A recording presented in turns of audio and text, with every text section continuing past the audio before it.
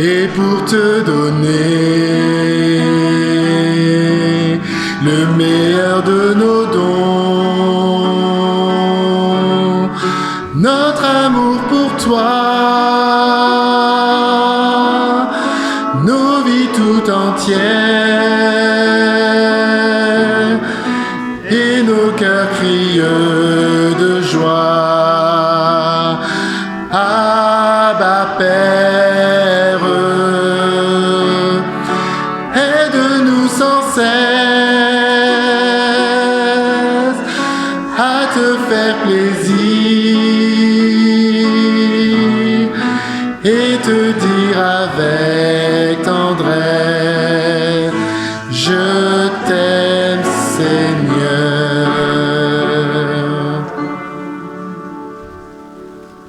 Abba Père, on est devant toi ici, dans ces lieux, pour glorifier ton nom, pour t'adorer. Puisses-tu ici venir et être présent parmi nous, pour que nous puissions entendre ta parole, pour que nous puissions être motivés et être guidés par toi.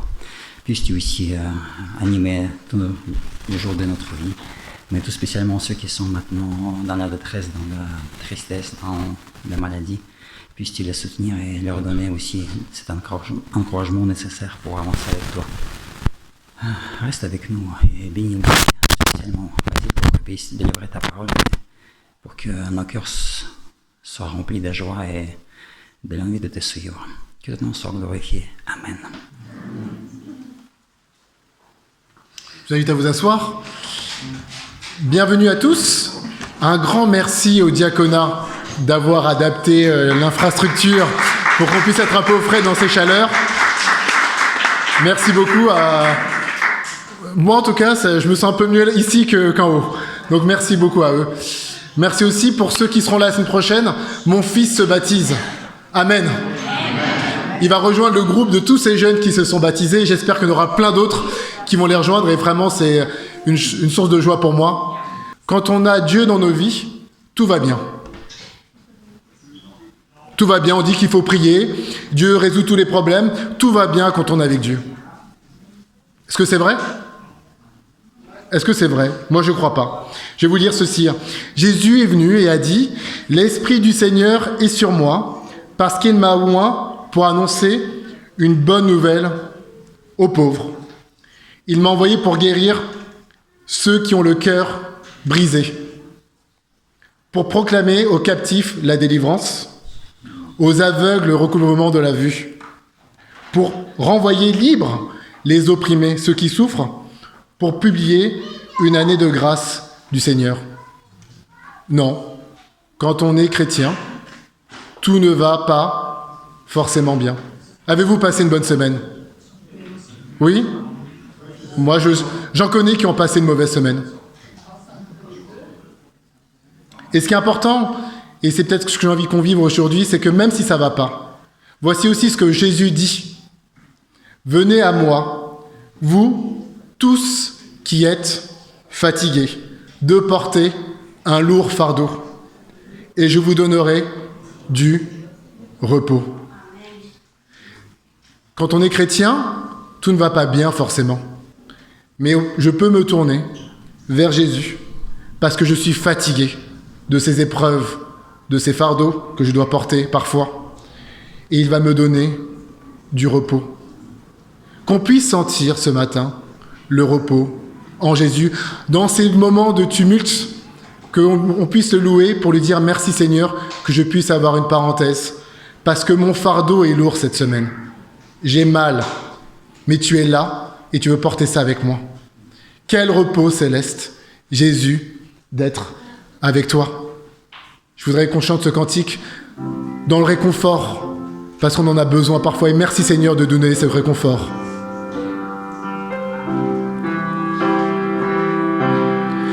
Quel repos céleste, Jésus, d'être à toi pour la mort et la vie. Dans les jours de chanter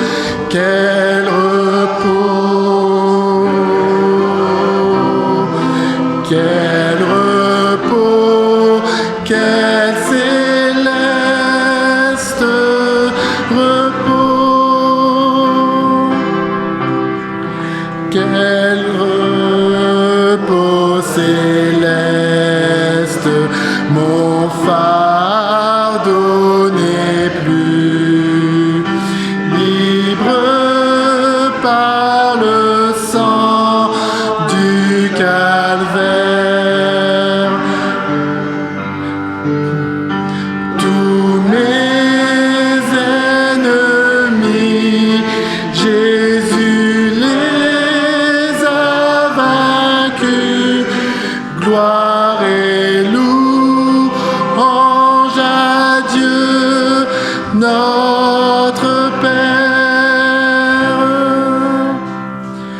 Quel repos, quel repos,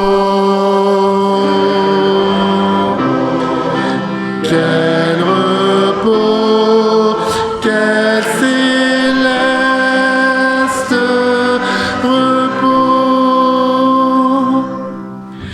quel repos céleste, quand enfin, Seigneur, auprès de toi j'aurai ma place.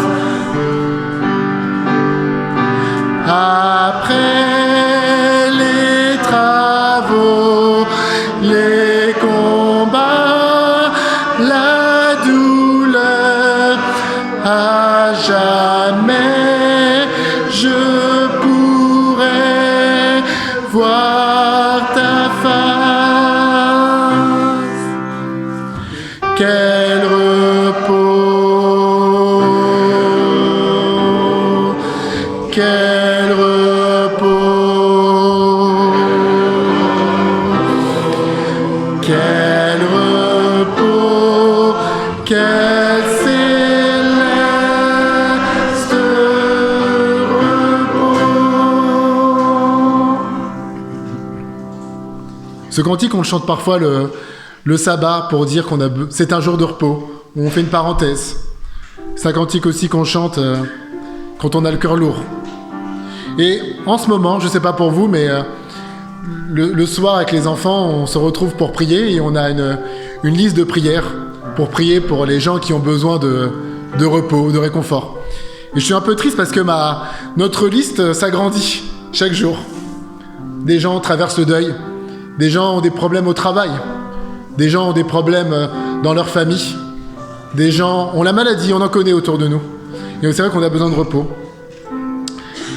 Merci Seigneur parce que tu sais et que tu es prêt à entendre mon cri de douleur, pour dire Seigneur, le cri de mon âme s'élève à toi, parce que toi seul, c'est vraiment ce que je traverse. Et merci d'être là Seigneur.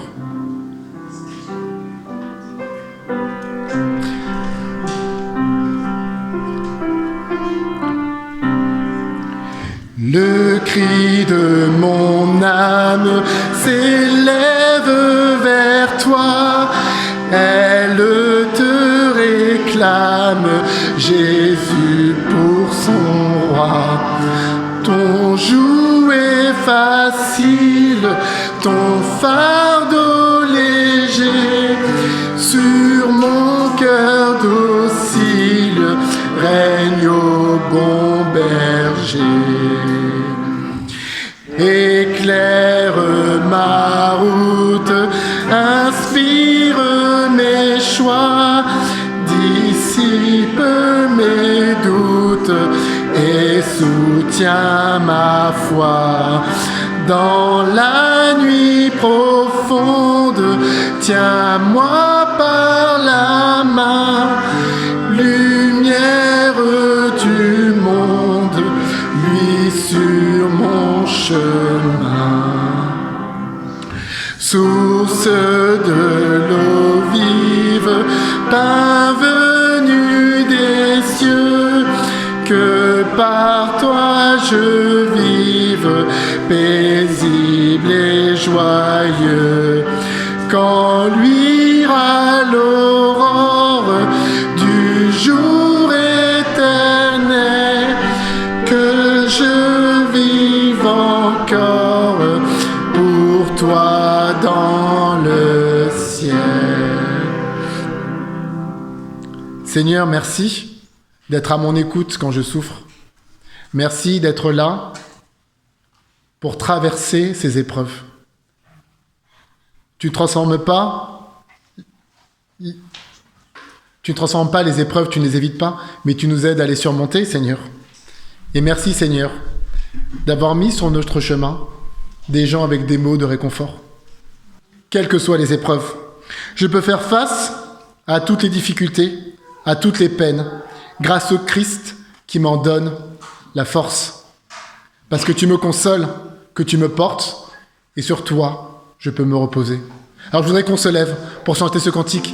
Seigneur, sur toi je me repose, car tu le sais ce que je ressens. Et merci pour ça, Seigneur, gloire à toi. Sur toi je me repose, ô Jésus mon sauveur. Faut-il donc autre chose pour un pauvre pécheur? Conduit par ta lumière, gardé par ton amour, vers la maison du Père, marchant de jour en jour. Sur toi je me repose, ô Jésus mon sauveur. Faut-il donc autre chose pour un pauvre pécheur? Au plus fort orage, tu te tiens près de moi, ranimons mon courage et soutenant ma foi. C'est dans ton cœur qui m'aime que tu sais me cacher. En vain Satan lui-même voudrait m'en arracher. Sur toi je me repose, ô Jésus mon sauveur. Faut-il donc autre chose pour un pauvre pécheur? En toi j'ai la victoire, la paix, la liberté. À toi je rendrai gloire durant l'éternité. Si du bonheur qui passe, la source doit tarir, c'est assez de ta grâce pour vivre et pour mourir. Sur toi je me repose, ô Jésus mon sauveur. Faut-il donc autre chose pour un pauvre pécheur? Je vous invite à vous asseoir et à ne pas oublier que le Seigneur peut être là pour vous aider à surmonter les épreuves et qu'on le remercie pour cela.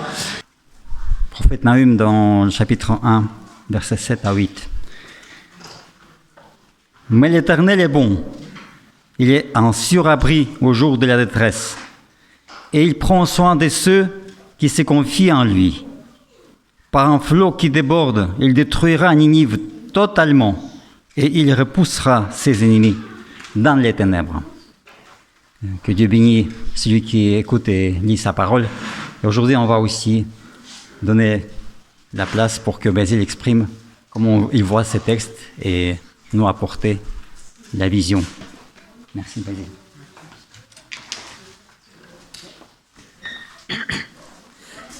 Alors bon, ça va, chacune et chacun. Alors je dédie ce sermon à Raymond Liénard et Valérie Bayeux, qui ont été deux piliers pour l'église adventiste du 7e jour de Belgique. Alors, si je vous parle pour la génération de mes parents, la génération du baby-boom, et si je parle à la génération X, des Sex Pistols et de leur tube God Save the Queen de 1977, vous penserez à des termes comme scandale, révolte ou engagement social. Pour la génération des compagnons et des explos, si je vous parle de Kendrick Lamar et de son titre Not Like Us de 2024, vous penserez à des notions comme l'affirmation de soi, la culture du clash ou encore à une certaine forme d'attachement à l'authenticité et à l'émancipation. Alors pourquoi je vous évoque en chair ces musiques profanes sulfureuses? Parce qu'aujourd'hui, je vous invite à redécouvrir le livre du prophète Naoum, celui que d'aucuns considèrent comme le plus gros rageux des 12 petits prophètes. Le livre de Naoum se compose de 3 chapitres qui traitent d'un seul et même sujet: la chute soudaine et définitive de Ninive. Pour une personne inattentive, une lecture superficielle de ce livre pourrait lui laisser croire qu'il s'agit d'un pamphlet nationaliste, rongé par la haine et le ressentiment à l'égard d'une puissance impérialiste. En réalité, c'est tout l'inverse. Il s'agit d'un livre qui nous parle de l'absolue sainteté de Dieu et de la destruction, voire de l'autodestruction du mal. Et le texte se veut dans un style qui est caractérisé par une fougue et une énergie qui, sur la forme à tout le moins, n'est pas sans rappeler certaines chansons engagées de notre époque contemporaine. Pour discuter ensemble de ce livre, je vous propose de l'aborder d'un point de vue littéraire, avant de considérer les éléments historiques. Ensuite, nous aborderons la dimension théologique du texte pour conclure finalement sur l'actualité de ce livre dans nos vies contemporaines. D'abord, l'auteur, donc Naoum, est un inconnu sans être un anonyme. Ainsi, le livre de Naoum ne donne aucune autre indication sur son auteur, si ce n'est son prénom et sa ville d'origine, El-Kosh. El-Kosh est un endroit tellement provincial qu'encore aujourd'hui, les spécialistes de l'Ancien Testament ne savent pas situer cette ville sur la carte du Proche-Orient. Plus intéressant en revanche est la signification du prénom Naoum, qui est identique à celle de Néhémie. La racine N-H-M en hébreu ancien signifie réconfort ou consolation. Naoum signifie donc ces 2 termes, tandis que Néhémie signifie Dieu réconforte ou Dieu console. Le nom de l'auteur du livre, donc le nom de Naoum, donne déjà une indication sur la manière dont le texte, au style plutôt spectaculaire, peut être lu. Mais qui donc Dieu, par l'entremise de son prophète, cherche-t-il à réconforter? Par rapport à son public, le livre de Naoum s'adresse principalement aux contemporains du prophète, c'est-à-dire les Hébreux anciens. En ce sens, le style de la composition doit également nous alerter sur la manière d'interpréter le texte. Il s'agit d'un recueil de 3 poèmes guerriers à l'encontre de Ninive. Il s'agit bien de poèmes car, dans la langue hébraïque, le texte est composé en vers. Sans que les experts en soient totalement sûrs, ces 3 poèmes étaient vraisemblablement chantés. Les 3 poèmes de Naoum sont également marqués dans la langue hébraïque par des images fortes qui renvoient systématiquement à un imaginaire guerrier, comme la présence d'ennemis à abattre, de troupes d'assaut, de cavaliers, d'armes de siège ou encore de pillage, de prisonniers en captivité, de blessures profondes et de plaies mortelles. Il faut aussi noter qu'en langue hébraïque, ces poèmes sont marqués par un sens du rythme qui, vraisemblablement, facilitait la mémorisation des auditeurs et auditrices de Naoum. Aujourd'hui, l'industrie musicale qualifierait ces poèmes de catchy, parce qu'ils captent l'attention et sont faciles à répéter après les avoir entendus quelques fois. Alors, pourquoi ergoter sur la composition de livres de Naoum?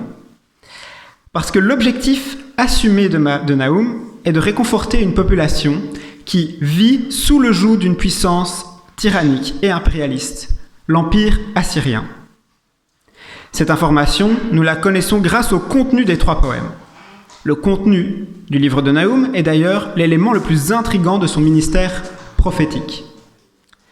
En effet, Naoum annonce avec une rare exactitude la chute prochaine de Ninive. Chute qu'il met en comparaison avec celle plus récente, pour l'auteur, chute plus récente de Thèbes, capitale pharaonique d'Égypte. Cela nous permet de dater le livre de Nahum au 7e siècle avant Jésus-Christ, et très précisément entre moins 663 à la chute de Thèbes et moins 612 à la chute de Ninive. Ce qui correspond à une période temporelle de 51 ans. C'est donc très précis, c'est très court. Il est donc très probable que Nahum ait vécu à l'époque de la chute de Thèbes, et il est en tous les cas certain qu'il a vécu sous le joug de l'Empire assyrien. Cela nous amène au contexte historique de ces prophéties et de son ministère. Au moment où Nahum prophétise, le royaume de Samarie est déjà tombé depuis 60 ans au minimum sous la coupe de l'Empire assyrien, tandis que le royaume de Juda est mis sous pression par cet encombrant voisin. Selon les exégètes, Nahum exerce ainsi son ministère prophétique probablement sous le règne du roi Josias et serait un contemporain du prophète Sophonie. Au-delà de l'histoire des royaumes d'Israël et de Juda, Nahum évolue durant l'ère civilisationnelle de l'Empire assyrien. Il s'agit du tout premier empire à visée universaliste, c'est-à-dire qu'il impose son pouvoir par la terreur et la violence de manière systémique et idéologique, et non simplement par opportunisme tactique. Et dans cet empire universaliste, il y a cette idée que Ninive est la capitale du monde et son roi est le centre de l'univers. Les sources archéologiques à notre disposition tendent d'ailleurs à indiquer que les Ninivites se représentaient comme des agents de leur divinité suprême, Assur, qui donne son nom à l'Assyrie. Et dans cette religion, Assur dirigeait l'univers et Ninive était son instrument pour exécuter sa volonté, à savoir apporter au monde, par la force s'il le fallait, la paix, la justice, la stabilité et l'ordre. Tous les peuples de la terre qui refusaient de se soumettre à Assur et donc à Ninive étaient donc rebelles, hostiles ou chaotiques. Il fallait les punir. Voilà en quoi cette divinité nationale avait une prétention universelle. L'idéologie assyrienne est en quelque sorte l'antithèse du système politico-religieux de l'empire pharaonique, qui fait du souverain d'Égypte pratiquement un demi-dieu, certes, mais dont le pouvoir se limite aux frontières de son empire. Pour sa part, l'empire assyrien innove, puisqu'il développe une idéologie qui place Ninive au centre du monde et son roi, comme je l'ai dit, le maître de l'univers. L'impact idéologique de l'empire assyrien n'est donc pas à négliger, car il inspirera l'empire suivant, celui de Babylone, avec à son sommet Nabuchodonosor, qui régna de 605 à 562 avant Jésus-Christ et qui conquérera Jérusalem en moins 586. Au vu du créneau historique dans lequel s'exprime Nahum, pour rappel de moins 663 à moins 612, il est très probable que le prophète et son entourage aient vécu à l'époque du règne d'Assurbanipal, qui a eu lieu de moins 669 à moins 631. Retenez bien les dates parce que c'est important. Assurbanipal est le plus grand roi assyrien qui ait jamais existé. Lettré, fin stratège, militaire aguerri et dirigeant accompli, il conquiert tout le Proche-Orient ancien, jusqu'à l'Égypte, qui tombe donc en moins 663. La conquête de Thèbes, capitale impériale pharaonique, mais aussi ville sainte dans la religion égyptienne, va nourrir chez lui une profonde mégalomanie, qu'on retrouve d'ailleurs dans les sources archéologiques. Ninive, la capitale de son empire, est alors à son apogée grâce aux ressources matérielles et humaines qu'Assurbanipal ramène de ses nombreuses conquêtes.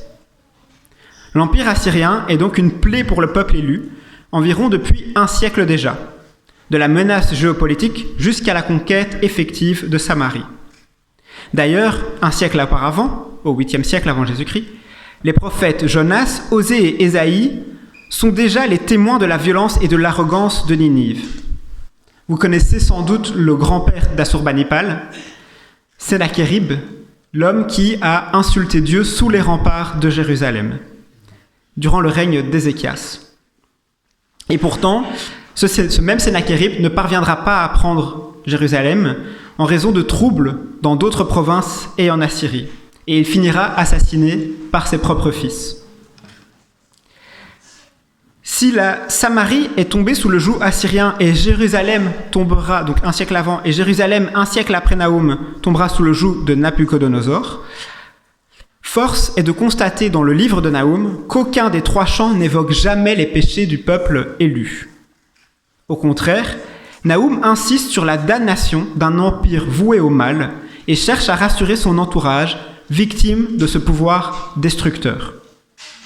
Cela nous amène à interroger la théologie de Nahum, qui se décline en 4 points.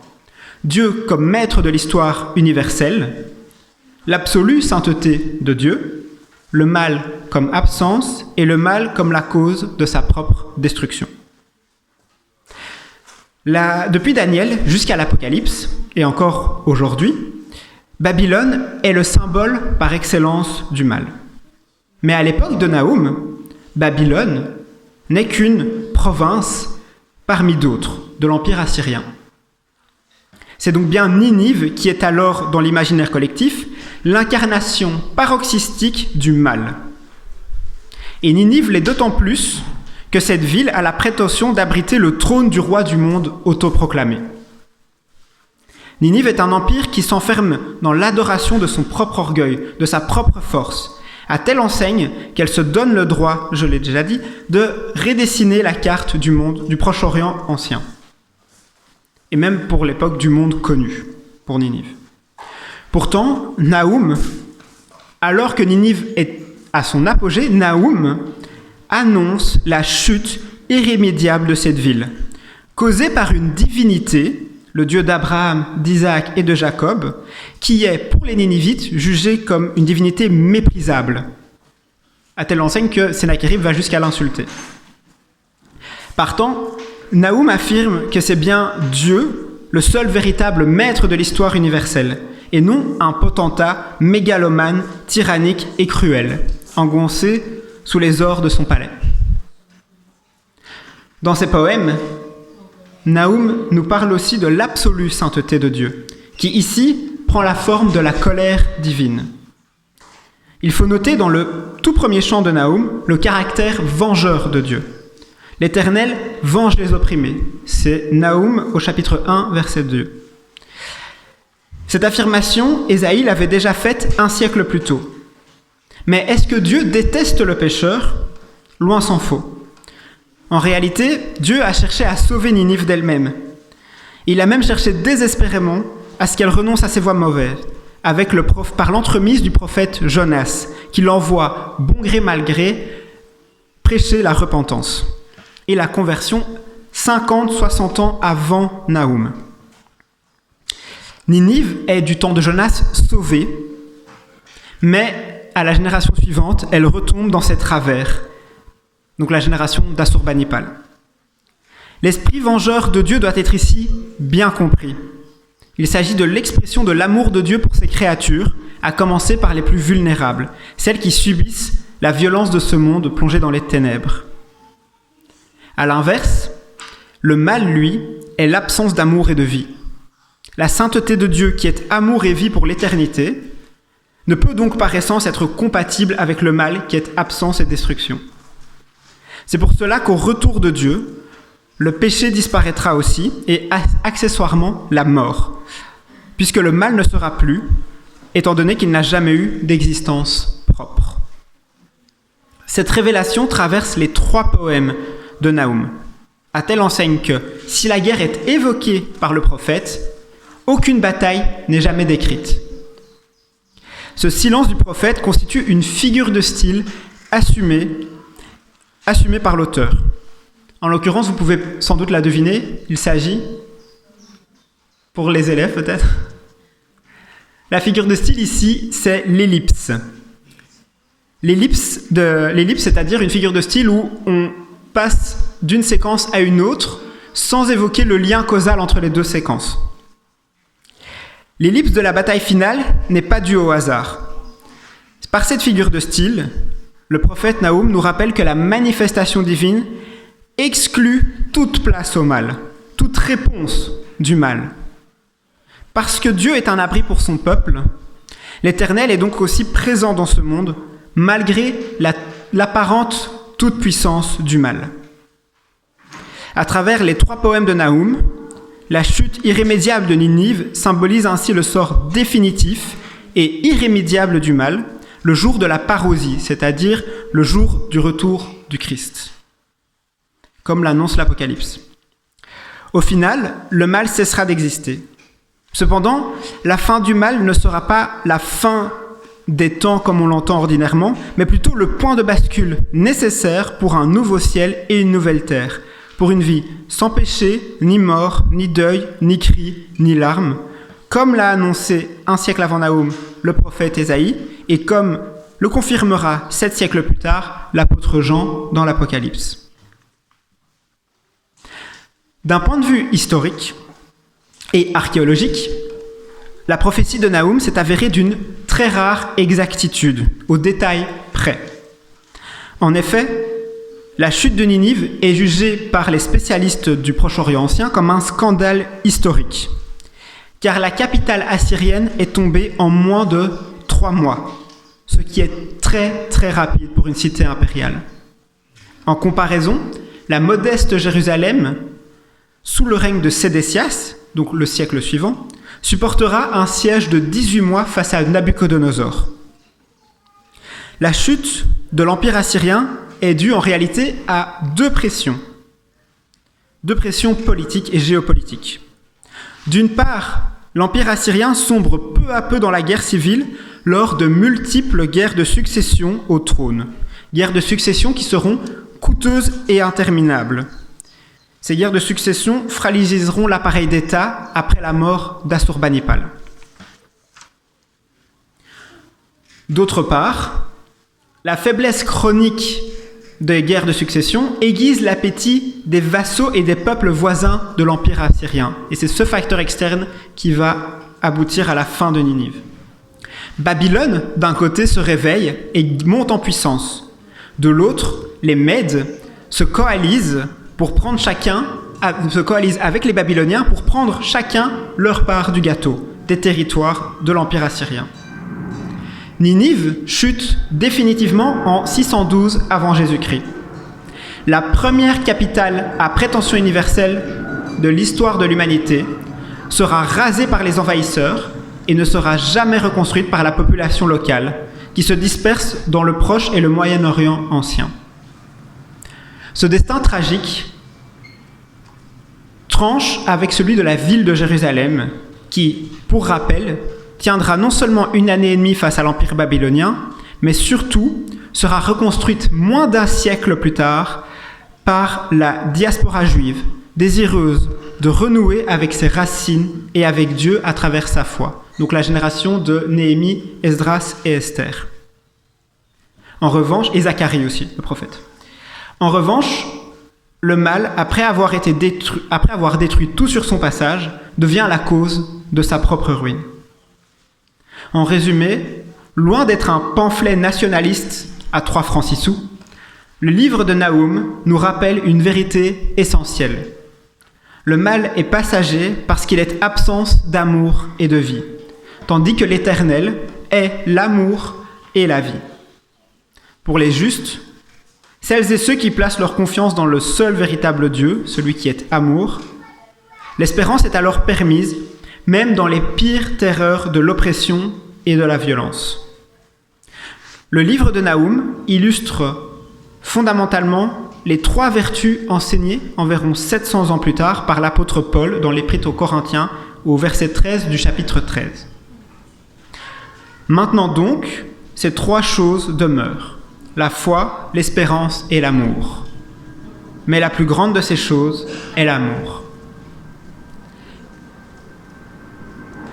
Parce que les poèmes de Nahum ont été rédigés il y a plus de 2700 ans, on pourrait aujourd'hui croire que ces chants ne nous concernent plus, que le livre de Nahum n'est plus d'actualité. Après tout, le monde a bien changé depuis le 7e siècle avant Jésus-Christ, et nous faisons face aujourd'hui à des bouleversements inimaginables pour un homme de l'âge du fer. Cependant, la question du mal, et en particulier sous ses formes politiques, économiques et militaires, existent toujours. L'oppression, l'exploitation et la déprédation sont des modèles de puissance qui n'ont toujours pas disparu, mais ont simplement changé de forme. Pourtant, aucun de ces systèmes, dans l'histoire de l'humanité, aucun de ces systèmes n'a jamais persévéré. Le prophète Nahum nous rappelle cette vérité simple, presque évidente. Le mal n'a pas d'autre vocation que de détruire et de s'autodétruire. En d'autres termes, le mal peut paraître puissant durant notre existence, mais il n'est pas invincible. Plus encore, le mal n'a aucun avenir, ni dans l'histoire humaine, ni dans le plan du salut divin.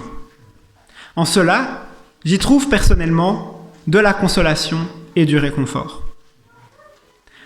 Mais je lis aussi en filigrane de ces 3 poèmes un écho à l'histoire de ma famille et à l'histoire de ma belle famille, l'histoire de mon épouse Elisa, dont vous avez entendu l'histoire de ses grands-parents.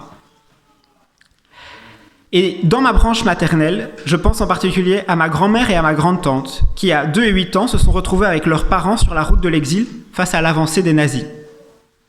En parallèle, le beau-père de ma grand-mère, un homme qui fut après la guerre plus un père pour elle que son propre géniteur, mon arrière-grand-père, cet homme donc, était un simple artisan, un boutonnier de profession.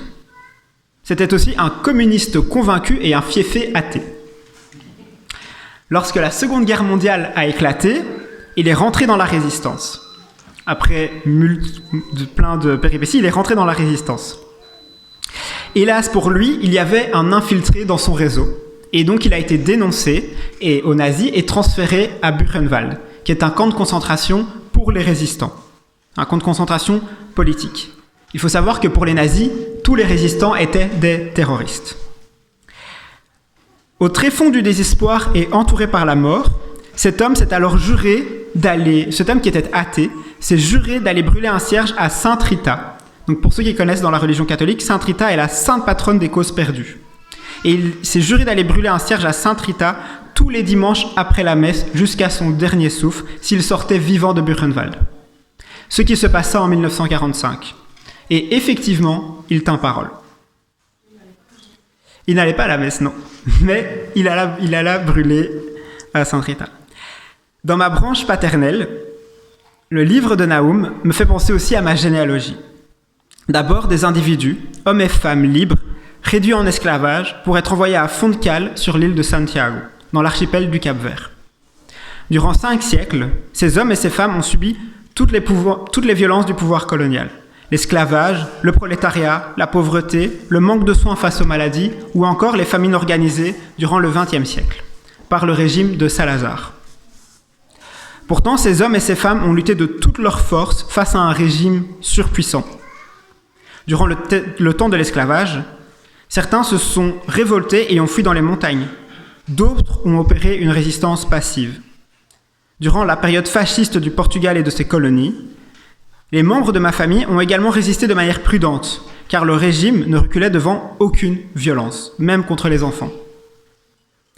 2 des amis les plus proches de mon père, tellement proches que je devais, du leur vivant, et dois encore les considérer maintenant qu'ils sont morts, comme des oncles, et dont l'un des 2 était un membre très respecté de la communauté adventiste au Cap-Vert, 2 des amis de mon père ont même participé à la guerre d'indépendance pour libérer le Cap-Vert, la Guinée-Bissau et l'Angola de l'empire colonial.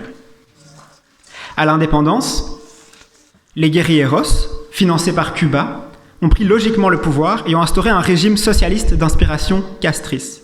Régime contre lequel mon père, avec le soutien de son épouse, ma mère, et le soutien de 18 autres de ses camarades, a milité pendant presque une décennie pour faire enfin advenir la démocratie en 1990. Système politique qui, lui, est toujours fonctionnel. Enfin, le livre me fait penser aussi à l'histoire de la famille d'Elisa, et en particulier à ses grands-parents, qui vivaient dans les bidonvilles à l'extérieur de Port-Louis et ont milité pour l'indépendance de l'île Maurice. Alors qu'ils militaient face à l'Empire britannique, considéré comme, dans l'histoire de l'humanité, comme le plus puissant, ou en tout cas l'un des plus puissants qui a jamais existé. Et donc ce sont des gens humbles de cœur. Là, toute l'histoire que je vous raconte, ce sont des gens humbles de cœur, qui qui ont permis de libérer leur pays, leur peuple, leur famille. Et ce sont des gens humbles de cœur qui, d'une manière ou d'une autre aussi, ont réussi à se reconnecter à Dieu. Même s'ils n'étaient pas toujours d'accord avec la religion, même s'ils n'avaient, comme le disait la tante Odie, même s'ils avaient des idées reçues sur le christianisme, il y a toujours eu ce lien qui est resté malgré tout. Et comme vous le savez aussi, aujourd'hui, l'île Maurice est également une démocratie multiculturelle. Alors pourquoi je vous parle de ça ? Parce que ça fait vraiment écho pour moi à ce que Nahum dit. Malgré la force de l'emprise de ces empires sur les populations asservies, et malgré la mégalomanie des dirigeants, aucun de ces différents régimes violents que j'ai mentionnés n'existe plus aujourd'hui. Mais ma famille et ma belle-famille, aussi humbles soient-elles, se perpétuent. Les luttes de ma famille et de ma belle-famille me permettent aujourd'hui d'être avec vous en tant qu'homme libre et d'étudier ensemble la parole du Dieu vivant, celui qui est amour. C'est pour cette raison également que le livre de Nahum est une réelle consolation et un véritable réconfort pour le lectorat contemporain. Nahum nous rappelle que nulle violence ne perdure, tout simplement parce que nul être humain n'est au-dessus de Dieu et de sa volonté. Tôt ou tard, le mal et ceux qui s'y vouent finissent par sombrer dans l'abîme, tandis que les justes sont sauvés. Comme le déclame Nahum, le Seigneur est bon, il est une forteresse au jour de la détresse. Il connaît ceux qui trouvent en lui un abri, mais dans un déferlement qui emporte tout, il accomplira une extermination en ce lieu et il poursuivra ses ennemis jusque dans les ténèbres. Amen.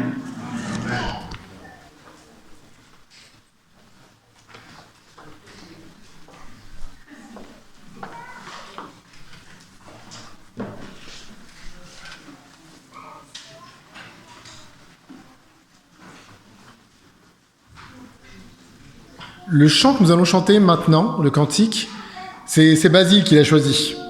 Il l'a choisi parce qu'il m'a dit qu'il aimait dans ce cantique le fait que Dieu est un rocher dans les épreuves, mais il a aussi la dimension de consolation. Les épreuves elles peuvent être surmontées, mais c'est vrai qu'on a aussi besoin de force et aussi de tendresse, d'écoute. Et tout ça, le Seigneur nous propose de le trouver auprès de lui. Alors j'invite à vous lever. Qu'on puisse, comme Nahum qui a parfois eu des colères face aux injustices et aux épreuves, s'est rappelé que Jésus était non seulement une force, mais aussi un réconfort. Christ est mon rocher. Christ est mon rocher, ma lumière et mon sauveur, je ne crains rien. Il est mon rempart et mon ferme soutien, de qui pourrais-je avoir peur? Même si la tempête fait rage, au plus fort de l'orage, si mon cœur est troublé, s'il venait à douter, à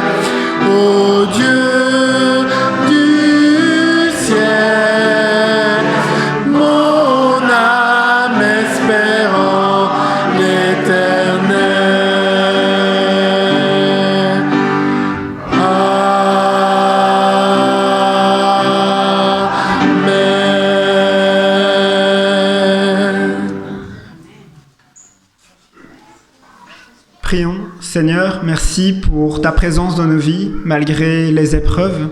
Merci d'être une consolation pour nous, un réconfort, mais aussi une source d'espérance. Merci de nous rappeler que tant qu'il y a de la vie, il y a de l'espoir et que tu es la vie et tu nous permets d'espérer chaque jour. Permets-nous de nous aimer les uns les autres et d'apporter ton évangile, ta lumière dans le monde. Au nom du Christ, Amen. Amen.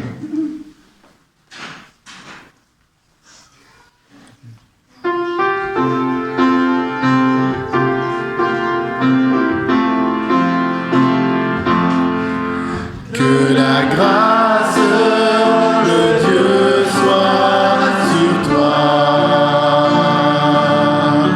pour t'aider à marcher dans ses voies. Reçois tout son pardon et sa bénédiction. Va en paix dans la joie, dans l'amour. Que le Maître te garde toujours dans l'attente de son grand retour. Mets ta main dans sa main tout le long du chemin.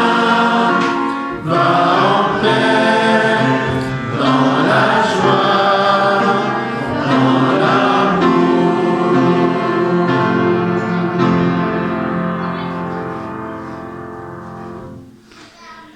Ceux qui ont placé leur confiance en l'Éternel sont comme le mont de Sion. Il n'est pas ébranlé et subsiste à jamais. L'Éternel entoure son peuple dès maintenant et à jamais. Psaume 125. Que Dieu le bénisse. Amen.